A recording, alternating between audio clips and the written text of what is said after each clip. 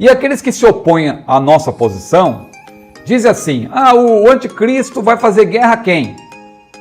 Aí, se a igreja for arrebatada, o anticristo vai fazer guerra a quem? Aí alguém que não está muito, talvez, atento a esse tipo de armadilha, né? Ele vai fazer guerra aos judeus. Então o anticristo não é anticristo, ele é antijudeu. E a pessoa parece que está sem resposta.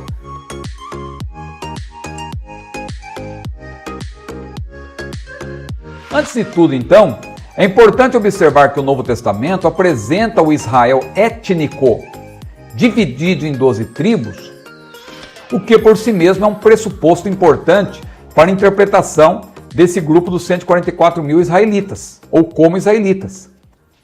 Agora, é importante dizer que eles são israelitas cristãos. E aqui tem um ponto importante, porque eu estou atento a tudo aí, eu assisto alguns podcasts por aí, e eu vejo algumas argumentações, e aqueles que se opõem à nossa posição, dizem assim, o anticristo vai fazer guerra a quem? Aí, se a igreja for arrebatada, o anticristo vai fazer guerra a quem? Aí alguém que não está muito, talvez, atento a esse tipo de armadilha, né? Ele vai fazer guerra aos judeus. Então o anticristo não é anticristo, ele é antijudeu. Meu irmão, quando a Bíblia fala do anticristo, é aquele que se opõe a tudo que diz respeito a Cristo. A igreja terá sido arrebatada, mas haverá salvação na terra. E esses 144 mil aqui, por exemplo, serão 144 mil judeus convertidos a Cristo. Aqui não são judeus independentes de Cristo. São 144 mil cristãos. 144 mil israelitas cristãos. Cujo papel, diz Dyer, que é um importante teólogo que eu estou citando aí também. Dyer, esse livro aqui, é um livro pequeno, mas com conteúdo maravilhoso, da editora Chamada. O que a Bíblia diz sobre o futuro. Então, Charles Dyer é um ótimo teólogo. Se você quiser adquirir com desconto, você já sabe, lá no site da Chamada, loja.chamada.com.br, quando você for fechar a venda, use o meu cupom que ainda está valendo, é o mesmo, Zibord 2021, tudo junto, tá certo? Zibord 2021, você adquire qualquer livro da Chamada com desconto. Muito bem, então Charles Dyer, ele diz o seguinte, os israelitas, esses 144 mil israelitas cristãos, eles terão um papel similar àquele dos discípulos originais de Jesus, anunciar a vinda do Messias e do reino. Começando em Apocalipse 7:9, João descreve uma grande multidão que ninguém podia contar, de todas as nações, tribos, povos e línguas, que aparentemente se converteram por causa do testemunho dos 144 mil. Então, a priori, você já percebe aí que não é para fazer associação entre esses 144 mil israelitas e a grande multidão que é formada por povos de toda tribo, língua, nação, etc. Claro, pode ter judeus também convertidos, porque além dos 144 mil selados para uma missão especial, haverá outros judeus que vão se converter, como hoje acontece também.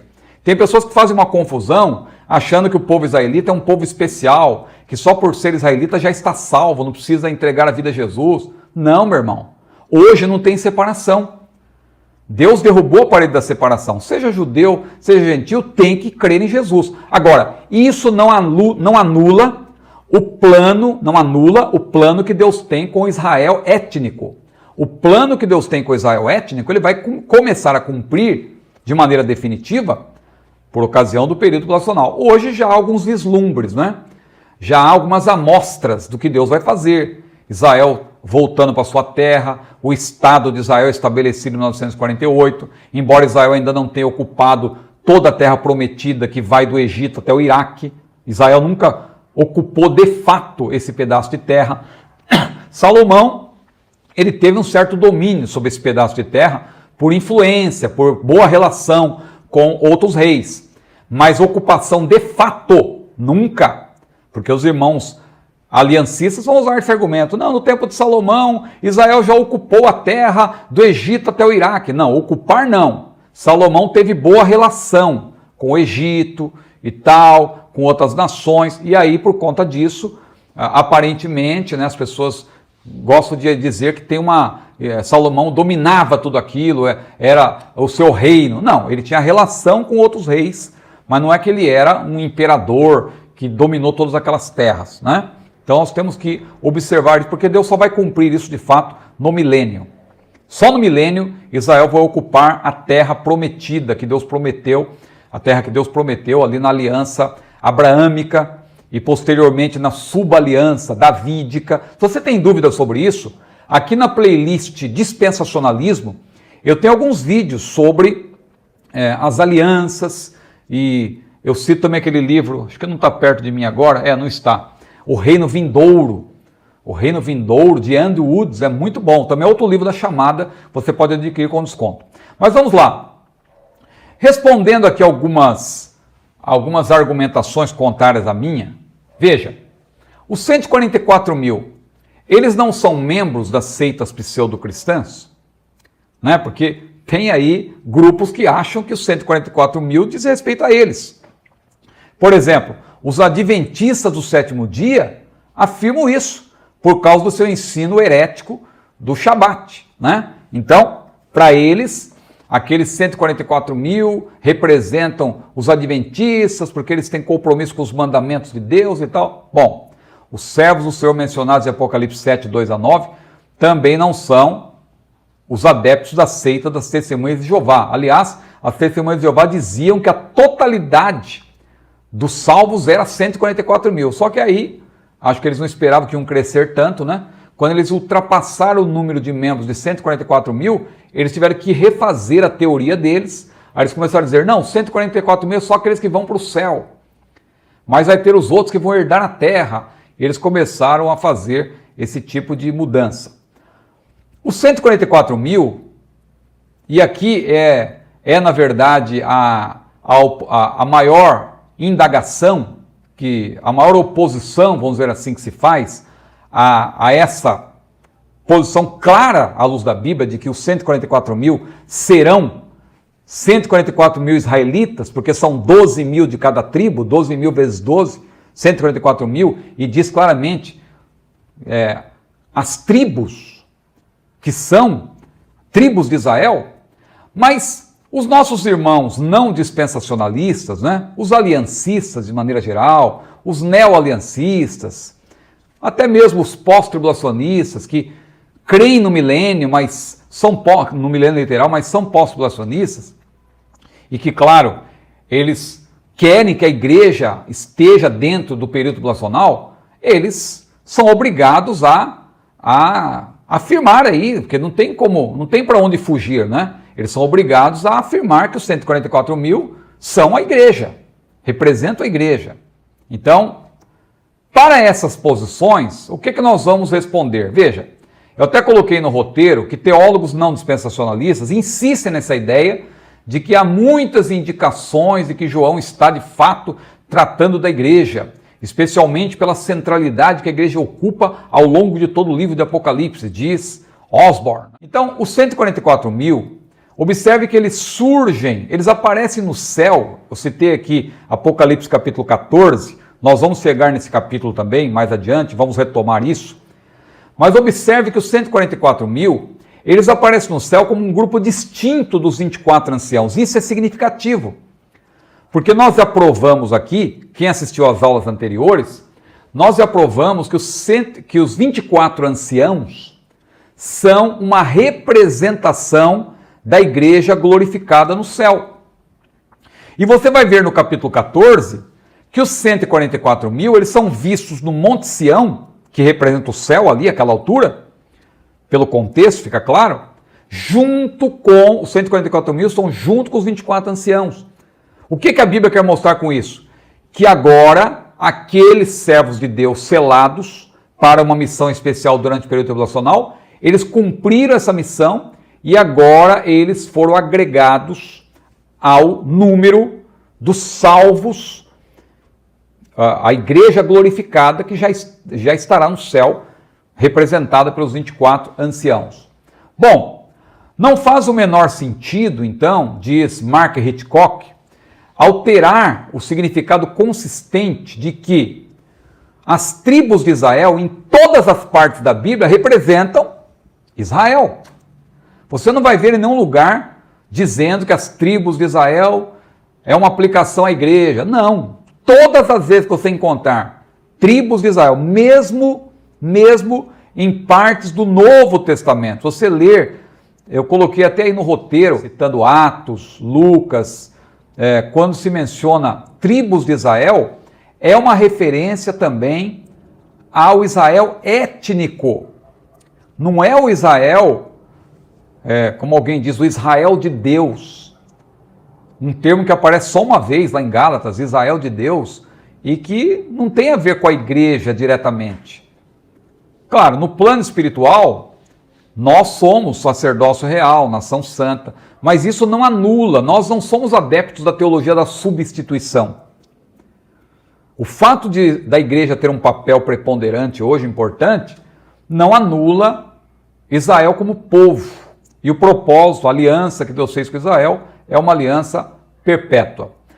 Então, os 144 mil são, desculpe da redundância, eu até coloquei aí, são 144 mil pregadores israelitas. Eles são o somatório dos membros de cada tribo de Israel, selados por Deus para cumprir uma missão especial durante a tribulação. Está implícito que seu trabalho será pregar o evangelho, especialmente a seus compatriotas em todo o mundo. Afinal, Deus escolheu Israel originalmente para ser sua testemunha. Você vê isso em Isaías capítulo 42, versículo 6, 43, versículo 10. Um grande avivamento ocorrerá, portanto, imediatamente após o encerramento da era da igreja. Veja, muita gente está falando que vai haver um grande avivamento antes do arrebatamento. Eu não vejo isso. A Bíblia diz que por se multiplicar a iniquidade, o amor de muitos esfriará.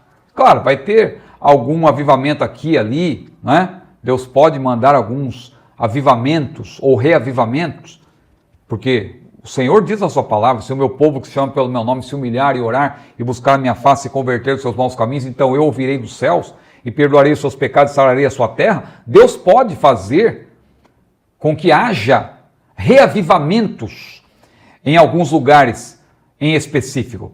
Entretanto, o grande avivamento global que se espera, isso não vemos na Bíblia. Agora, dentro do período tribulacional, aí sim. Por quê? Porque esses 144 mil israelitas cristãos, que vão ser perseguidos pelo anticristo, porque eles vão ser também israelitas cristãos, convertidos ao cristianismo, convertidos ao evangelho do nosso Senhor. Eles vão levar o evangelho para toda parte, eles vão fazer um importante trabalho. Como, irmão Ciro? Vamos esperar, né? Porque não temos todos os pormenores na Bíblia, mas está escrito que eles vão fazer esse trabalho. Então, Tim LaHaye fala também desse grande avivamento. Quando esses 144 mil serão salvos é uma outra pergunta que se faz. Sabemos que eles são um grupo de judeus, ou israelitas, mais precisamente, salvos e preservados da terra durante a grande tribulação, diz o mestre Antônio Gilberto. Agora, quando eles vão se converter? Aí tem uma questão importante. Por quê? Se eles já são convertidos antes do arrebatamento, não faz sentido eles não serem arrebatados, porque no arrebatamento todos os salvos serão arrebatados. Se há salvos depois do arrebatamento, eu penso que são pessoas que vão se converter dentro desse período. Ah, irmão Ciro, mas aí é difícil aceitar isso, porque como pode? Esses homens vão se converter e já vão começar a pregar? Já vão? Bom, tem exemplos bíblicos de que isso é possível, né? O próprio apóstolo Paulo, ele era um judeu, ele conhecia o judaísmo, e quando ele entregou a sua vida a Jesus, o que aconteceu? Imediatamente, ele já começou a pregar o evangelho, já começou a fazer a obra do Senhor. Então, esses homens, por serem judeus e por serem israelitas, e tem outras questões aí, irmãos, porque alguém pode até perguntar, atrelado a essa questão, primeiro, quando eles serão salvos, eu penso que dentro do próprio período tribulacional, porque se eles já fossem salvos antes, eu penso que eles seriam arrebatados, né? Então, Paulo é um bom exemplo, porque o próprio Paulo, ele diz lá em 1 Coríntios 15, versículo 8, que ele foi nascido fora do tempo. Veja como isso lança a luz sobre a questão. Os próprios 144 mil, eles vão se converter também tardiamente, mas eles vão cumprir um papel especial, porque eles vão ser selados por Deus para fazer esse importante trabalho. E alguém pode perguntar, irmão Ciro, eu não consigo aceitar isso, porque a pessoa começa a analisar a Bíblia pela lógica humana. Irmão, nós não podemos querer ajustar o que está na Bíblia à nossa lógica. Há muita coisa que não tem lógica. Às vezes, se tem lógica, o próprio Deus, o Deus Filho, se fazer homem e habitar entre nós e sofrer como homem. Tem lógica isso? Não, Deus é o Todo-Poderoso, como que pode? Pois é, a Bíblia diz que o Verbo se fez carne e habitou entre nós e vimos a sua glória, como a glória do unigênito do Pai, cheio de graça e de verdade. Se isso já aconteceu, por que outras coisas menores não poderão acontecer? Ah, e as tribos? Alguém poderá perguntar, elas não existem mais. Bom, nós não temos permissão para alegorizar quaisquer passagens literais da palavra profética, não temos. E em qualquer lugar da Bíblia, a menção das 12 tribos de Israel, já falamos, não tem outro significado que não seja as 12 tribos de Israel. Agora, aqueles que alegorizam o Apocalipse a bel prazer, dizem que é impossível os 144 mil serem uma referência a Israel étnico, porque as 12 tribos de Israel não existem mais. Alguém diz, não tem como. Como que Deus vai reunir? Veja, nós estamos falando de um Deus, só para citar um exemplo aí, eu tive recentemente agora, Deus me deu o privilégio de visitar uma réplica, né, da Arca de Noé, lá nos Estados Unidos, na cidade de Williamstown, no Kentucky, né? Algo extraordinário, irmãos, que fizeram ali. É um museu, tem várias informações, tem informação apologética lá dentro e explicando como que aqueles animais poderiam ser mantidos ali dentro. Agora, o que eu vejo mais em Gênesis é que Deus guiou aqueles animais para dentro da arca. O Deus que tem poder de controlar a natureza, controlar todas as coisas. Você acha que Deus não conhece a nossa árvore genealógica? Você acha que Deus não sabe quem são aqueles que estão na terra hoje, que fazem parte genealogicamente, a sua ascendência está ligada às tribos de Israel? Claro que Deus sabe tudo isso, Deus é onisciente. Então, claro, no ano 772 a.C., eu coloquei no roteiro, as tribos do norte foram perdidas, claro, pela história, quando foram derrotadas e desalojadas pelo Império Assírio. Depois da destruição do Estado judeu por Roma, no ano 70 depois de Cristo, também a maior parte das outras famílias judias perdeu seus registros ancestrais. Então alguém poderá usar isso como argumento. Todavia, repito, o onisciente, aquele que tem todo o conhecimento, o onisciente Senhor conhece a árvore genealógica de todos. E agora, diz Morgan, né, outro autor importante que eu tenho citado, ele escolheu 12 mil de cada uma das 12 tribos para representá-lo. Agora, qual que é a resposta que um daqueles anciãos dá para João? Ele diz que aquela multidão vem da grande tribulação. E aqui é importante prestar atenção ao que diz o texto grego, porque o texto grego ele é muito específico. Aqui, ó, se nós fôssemos ler no grego, e ele me disse, esses são os que vêm da grande tribulação, literalmente e ele me disse, esses são os que vêm de dentro da tribulação a grande. Está assim no grego, porque diz, kai, eipen, moi, rutoi, eisin, roi, erhomenoi, ectes, lembra do ectes horas que eu expliquei quando eu falei de Apocalipse 3 e 10? Ectes horas, de dentro, da hora. Ectes horas peirasmu, de dentro da hora da tentação. Ectes horas peirasmu. Aqui tem de novo o ectes, ó, que significa de dentro, né? Para fora. Então aqui você vê, olha, rutoi, eisin, roi erhomenoi, ectes clipseus tes megales, clipseus tes megales. Veja, esse tes tripseus tes megales está falando a tribulação a grande, tesmegales aí, a grande, não é? A tribulação que é a tribulação grande. Então, claramente é uma referência ao período tribulacional, dentro de tudo que a gente tem falado, né? Então, ao dizer isto a João, o ancião, o presbítero ali, né? No grego é presbíteros, o termo. Esse ancião que representa, é um representante da igreja glorificada, nessa revelação pictórica. Ele confirma que a multidão é formada pelos mártires outrora vistos na visão correspondente à abertura do quinto selo.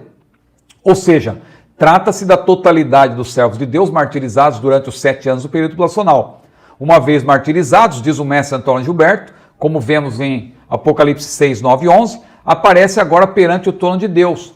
Ressurgirão, ou seja, os seus corpos, antes do milênio, como um dos grupos ressuscitados na primeira ressurreição. Então fica claro que o seguinte, pelas características que agora eu vou mencionar, nos versículos 16 e 17, que é o mesmo grupo do capítulo 6, que estava no estado intermediário, mas que agora já está no estado de glória. Último destaque aqui, versículos 16 e 17.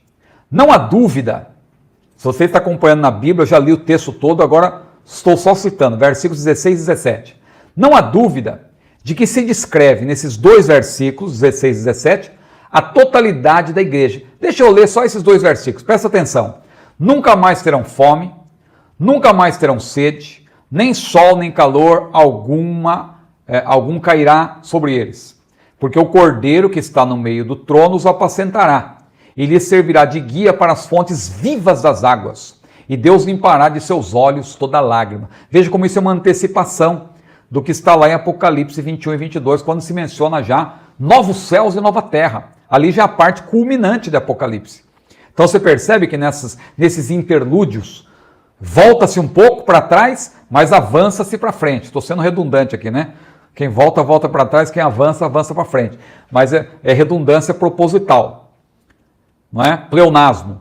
Para você entender que nesses parênteses, volta-se um pouco do que já foi dito e avança-se. Por isso que é um interlúdio. Mas você vai ver que a sequência é mantida. Quando nós formos para o capítulo 8, você vai ver que lá retoma-se a sequência dos selos. Isso que está aqui no capítulo 7 não tem nada a ver nem com o 6º selo, nem com o 7º. Quer dizer, não tem diretamente ali nas especificidades, mas no todo sim, não é? No todo, porque Apocalipse é um todo também. Então nós temos que entender isso. Agora veja, o que diz esses versículos 16 e 17? Não há dúvida de que se descreve nesses dois versículos a totalidade da igreja glorificada num período subsequente ao milênio. Temos aqui uma descrição do estado eterno de todos os salvos e uma antecipação do que se menciona nos capítulos 21 a 22, como eu falei, que serão objeto de análise nessa série de 40 videoaulas, lá para frente, né? As fontes vivas das águas representam a plenitude e o cumprimento final que foi prometido em João 14, 4, 7, 38. As águas da vida trarão satisfação abundante por toda a eternidade, diz Stanley Horton. Nesse estado eterno, nunca mais haverá choro ou qualquer tipo de tristeza ou dor. Então, finalizando, o que nós dissemos em resumo foi o seguinte, nesse capítulo 7 de Apocalipse. Os 144 mil não são a igreja, não representam a igreja, são de fato 144 mil israelitas que serão selados por Deus para cumprirem o seu ministério dentro do período tribulacional. E haverá um grande avivamento que resultará na salvação de uma grande multidão. Irmãos, vai morrer muita gente no período tribulacional, mas o mundo tem bilhões de habitantes. E não vai morrer todo mundo. Muita gente vai sobreviver e muita gente será salva também dentro desse período. E haverá também muitos mártires, muita gente que vai morrer dentro desse período. Então é essa multidão que João menciona agora aqui na sua totalidade. E glorificada, já é um estágio posterior ao que está no capítulo 6. Veja, o capítulo 7 volta um pouco no tempo, mostra o anjo ali dizendo para os 4 anjos ainda não liberarem os juízos, segura aí os ventos, porque ainda tem que selar aqueles que vão cumprir o seu chamado. Eu vou selar ainda os 144 mil. Aí depois, os 144 mil começam o seu trabalho, que é dentro do período tribulacional, e aí vem os juízos mencionados no capítulo 6, começam ali e continuam a ser descritos no capítulo 8 em diante. E como resultado dessa pregação dos 144 mil e também de outros que vão pregar dentro desse período, haverá uma multidão de convertidos, haverá salvação e haverá então cristãos dentro do período tribulacional. Por isso que o anticristo, ele é contra Cristo, ele é contra os servos de Cristo que vão viver dentro do período tribulacional, mas esses não são a igreja do arrebatamento, porque a igreja já terá sido glorificada antes do período tribulacional. Né? Amém. Alguém aí recebeu um vá com Deus. Acho que não sou eu ainda, né, irmão Carlos Henrique? Porque eu ainda não terminei, mas estou terminando. Bom,